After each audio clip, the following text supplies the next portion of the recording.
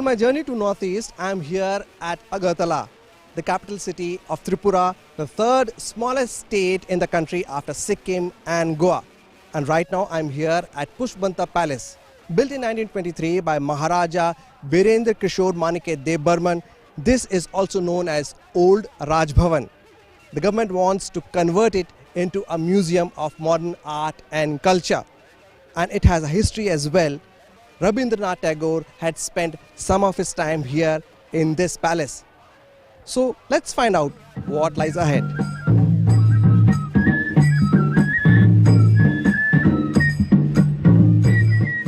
Completed in 1923, the Pushpabanta Palace was built by Maharaja Birendra Kishore Manikya Dev Burman Bahadur.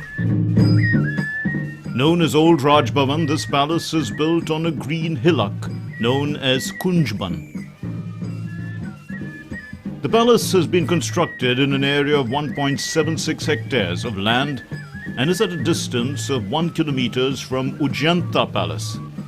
It was used for the royal guests during royal weddings. But beyond that, Pushpabanta also has a connection with the Nobel laureate Rabindranath Tagore. Some of the writings of Tagore have been penned in this palace. Pushpabanta Palace is under renovation, and to talk more about its association with Rabindranath Tagore, I have with me the protocol officer of Raj Bhavan, Sandeep Dev Burman. Let's talk to him. Sandeep, tell us about the association of Rabindranath Tagore with Pushpabanta Palace. Rabindranath Tagore came in Tripura 7 times over here. First he came to Tripura to one Colonel Mohim Thakur house is there. Over there he came. After that he came most often, and he stayed in Pushpabanta Palace also, now Raj Bhavan over here, where he used to recite, write poems. What do we call that place where he stayed and wrote part of his literature? That place is called Thakur Varanda, we call it, where he used to sit down the whole day and write the poems and all. Why is it so close to Ujjanta Palace? It is close because to accommodate all the royal guests who used to come from different places, like for the weddings or some other occasion they used to come. If the Maharajas are not accommodated over there in the main palace, so the other princes and the kings used to stay over here in this palace.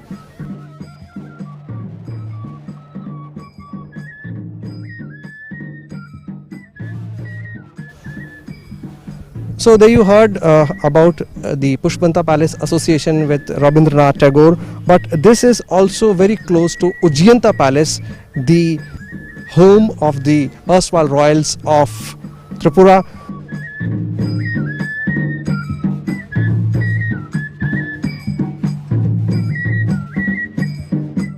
Built in 1901 by British architects Martin and Burns, Ujjanta Palace is the symbol of Tripura. It was once the palace of the royals of Tripura, but today it has been opened for the general public and it is now a museum. Here you will find the history, the culture and the music of Tripura.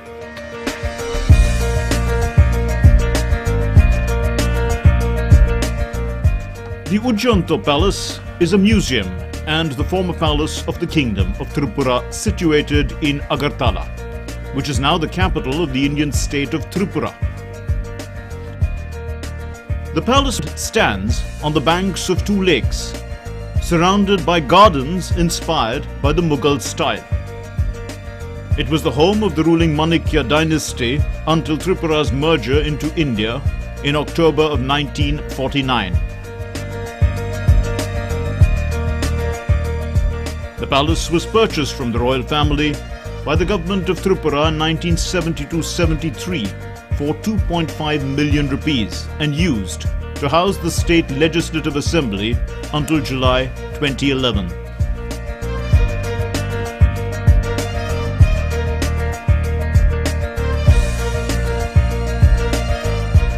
Every time at this Durga Puja time we visit this place. It's a mandatory place where we spend a good time with our friends, and also I come with my family also. So I will surely recommend everyone to visit this place once. The first day of our Durga Puja, and this is the mandatory thing every year we do. Like we gather somewhere and we spend time together, and this Ujjainta place is somewhere we always go. We have carried this legacy since our college days, and this has been an amazing experience right from the beginning. The very flora, fauna, and also our Tripura culture that needs to be carried far way to the younger generations as well. And also in this pandemic, since there are quite restrictions in traveling and other safety norms need to be followed, so we are wearing the mask as you can see and hide our makeup behind it. They are not that happy because they have to hide their makeup, but still it's a very good opportunity for them. And they are all ambassadors of Tripura, because when they upload their pictures, people see and they would also like to come, and it's a beautiful place.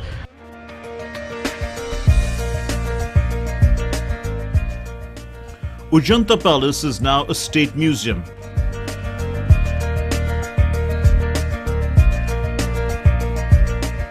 And it primarily showcases the lifestyle, arts, culture, tradition and utility crafts of communities residing in Northeast India.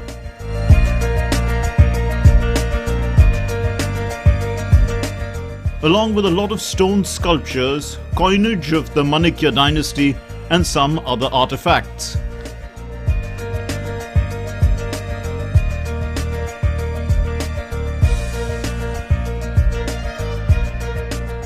A section in the museum is dedicated to the liberation of Bangladesh and how Indian armed forces fought against Pakistan.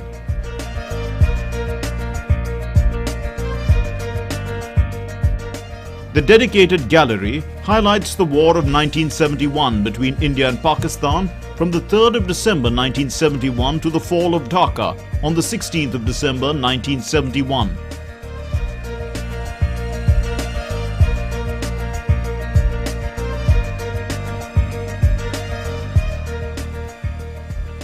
The war began with preemptive aerial strikes on 11 Indian air stations, which led to the commencement of hostilities with Pakistan and India's entry into the War of Independence in East Pakistan on the side of the Bengali nationalist forces.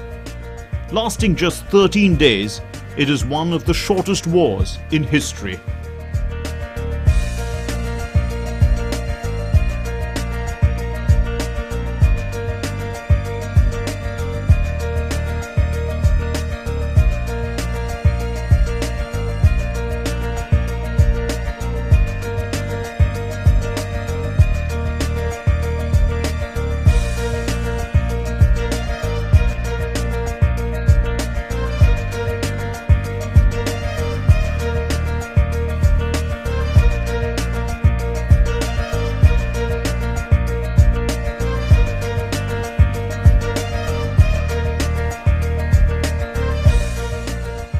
Tripura had 184 kings inside the Ujjainta Palace. I have reached the Royal Gallery, and as you can see, all these giant portraits of the former royals of Tripura. Tripura has an interesting history, and to talk more about that, I have with me the former Vice Chancellor of the Central University of Tripura, Professor Arunoday Saha. Sir, you've written a book on the royals of Tripura. So tell us about your book first. The name of the book is Raja U Kobi. Raja king, Kobi means poet. The Vishwa Kobi, Rabindranath Tagore. Rabindranath came 7 times over here, and he had very intimate and affectionate relation with our kings. Birchandra Manikyam, during his time, he first interacted with him. And Birchandra, the king Birchandra, was his father-like figure. Birchandra treated him as his son. Rabindranath Tagore. Rabindranath Tagore, because by age gap and all that, he as good as his son. And then he expired. Radhakishore Manikya, son of Birchandra, they are of same age, so they were friends. The relationship was friendly. And then finally, the relationship between kings and the poet Raja U Kobi culminated in the intimate relationship with Maharaja Bir Bikram. When Rabindranath Tagore was about 80 years old, the last stage, Maharaja Bir Bikram went himself to Santiniketan to award him Bharat Bhaskar, the program which was organized in Santiniketan in West Bengal. He himself went and with all the gifts and all that and gave him this Bharat Bhaskar Upadhi. And in response to that, Rabindranath said, when nobody knew me, nobody recognized me, Maharaja Bir Chandra found in me the potentials, the talent. And then at the end of my life, the last recognition came from Agartala, Tripura, by his own great-grandson. So life was complete. And that is why he, came here a couple of times, 7 times. When he was constructing Vishwabharati, the university, he received a lot of support, financial, other resources from our royal family. So that Now way, this is something very interesting. The Vish Bharati that we know, the world knows today, has a great contribution from the former royals of Tripura. Sir, now coming back to the Nobel laureate, which we all call Vish Kavi, can you tell us something about the writings that he actually scripted here during his stay? Yes. Actually, there is a very famous, drama, Visarjan, was written based on the story of Tripura. Outline of the story he got from the royal family. At Agartala, right now we have the capital, but earlier it was in Udaipur. And the story started from there. That story was made universal by our Nobel laureate poet Rabindranath Tagore. Not only that, he wrote beautiful poems and the songs, Rabindra Sangeet.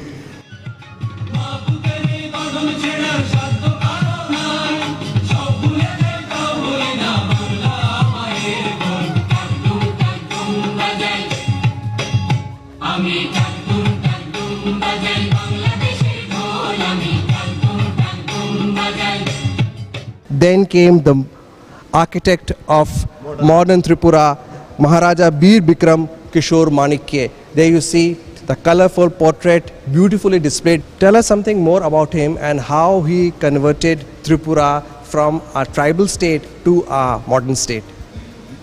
He had the vision. He went to Europe and then he went to America. He met Roosevelt, he met all dignitaries of those times.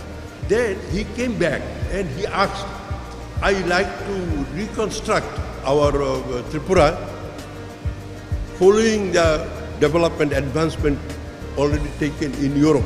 So this building, this Ujjanta Prasad, this palace is there. This is Ujjanta Palace. There is another Pushpavanta Palace, very near. And there is Neer Mahal. Neer Mahal is, water palace. So talking about Neer Mahal, I come from Jaipur and Neer Mahal, we have Jal Mahal there.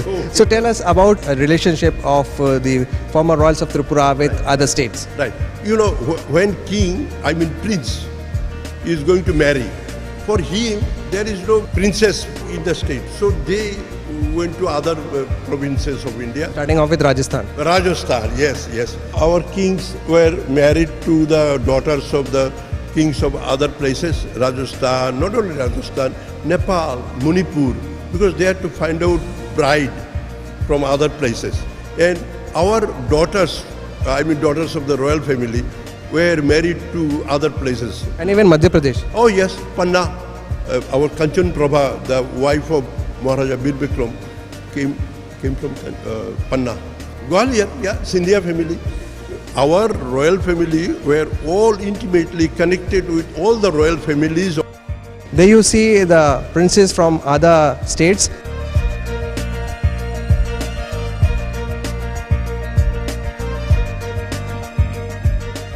From here, we'll talk about the Burmans, the legendary Sachin Dev and Rahul Dev Burman.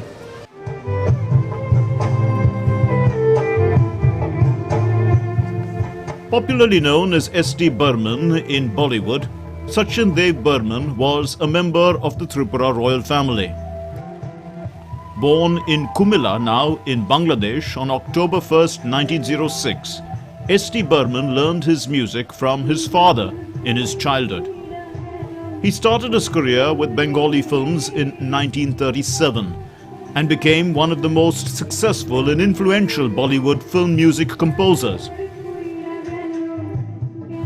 Burman composed the soundtracks of over 100 movies, including Bengali films and Hindi. Apart from being a versatile composer, he also sang songs in the light, classical and folk style of Bengal.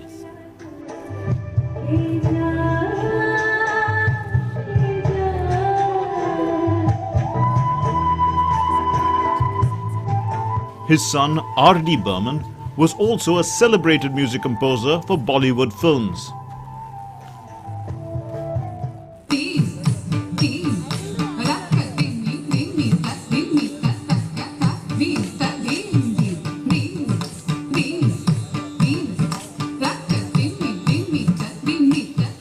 Ujanta Palace also presents platform to the local artists and also artists of repute. And what a place to present your art.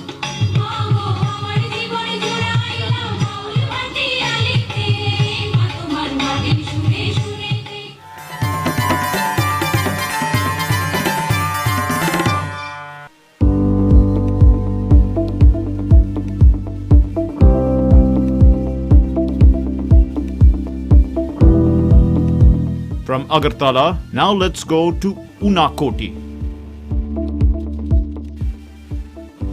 I'm here at the Agartala airport and today I'm taking you to Ajanta Ellora. Surprised? Not to be, because I'm going to tell you how Ajanta Ellora are there in Tripura. But before that, we'll go in the chopper and I have with me pilot VVS Subbarao. Mr. Rao, how is going to be the flight? It takes about 30 minutes and we are going to fly at 2,500 feet and it's easy to, very accessible by going helicopter from Agartala to Kailashar where we are going. Okay, and what are you going to show us on the way? On the way I'll show you the railway track which goes through a tunnel. That's very impressive before Mepar. That one, and thereafter also a lot of greenery and the cultivation lands are there and small hills are there before that. And when we are going, left hand side is a Bangladesh, which you may not be able to see because of the visibility, otherwise it's a clear.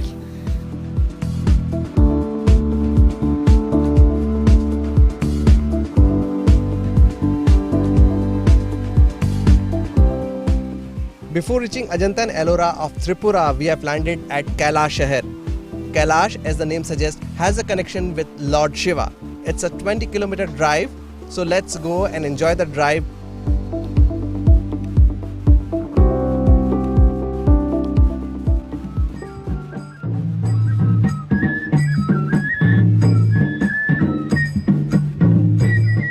From Kailash Shahar, we have reached here at the Ajanta Ellora of Tripura. I told you not to be surprised because I'm going to show you how it is Ajanta and Ellora of Tripura. Come with me.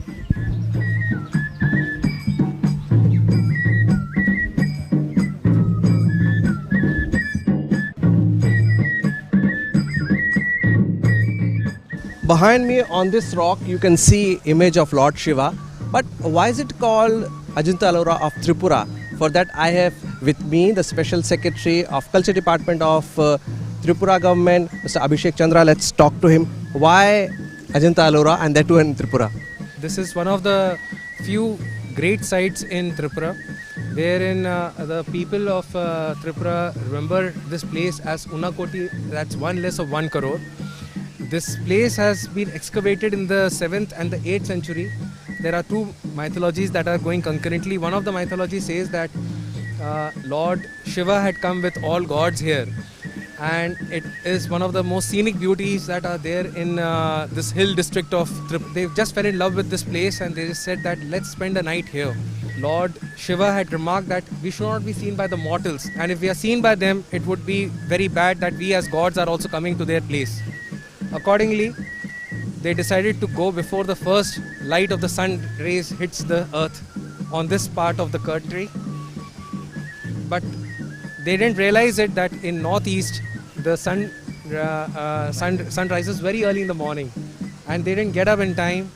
Unfortunately, Lord Shivji got really upset, and he converted with his third eye. He just opened it up and he converted everybody into rock cut figurines.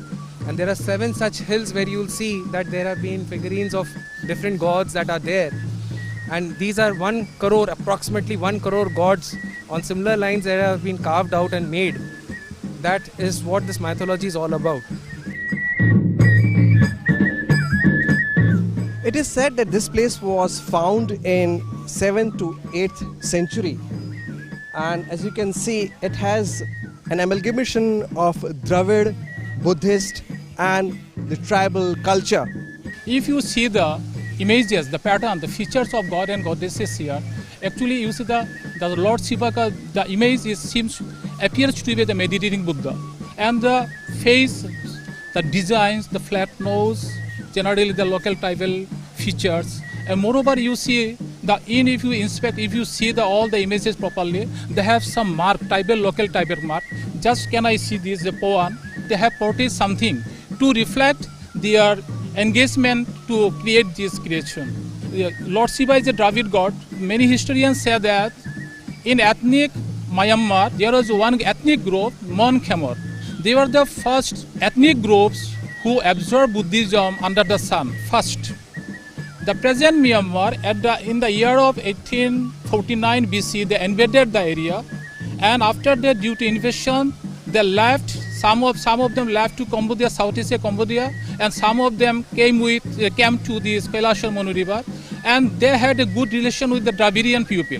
So if you see this Ongurba temple and you see the pattern, it seems that they have a good connection with this creation.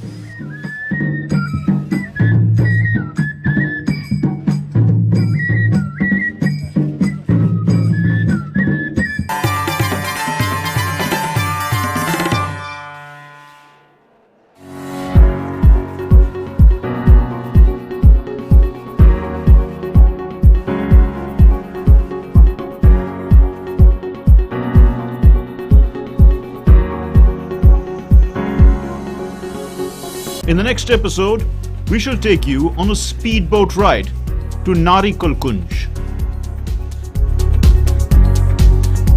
and a trip to the Amazon of Tripura.